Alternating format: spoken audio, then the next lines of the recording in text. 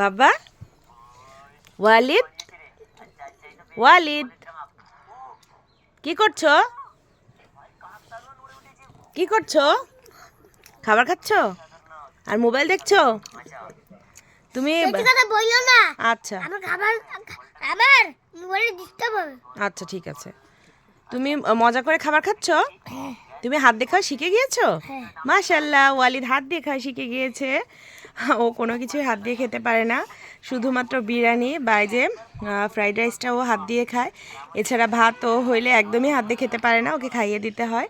আজকে যেহেতু অনেক লেট হয়ে গিয়েছে আমার রান্না করতে করতে, তো ওকে হাত দিয়ে খাবারটা দিয়ে দিয়েছি, ও বসে বসে হাত দিয়ে খাচ্ছে। তো বন্ধুরা, আজকে রান্নায় আমাদের ছিল ফ্রাইড রাইস আর এখানে ছিল চিকেন ফ্রাই।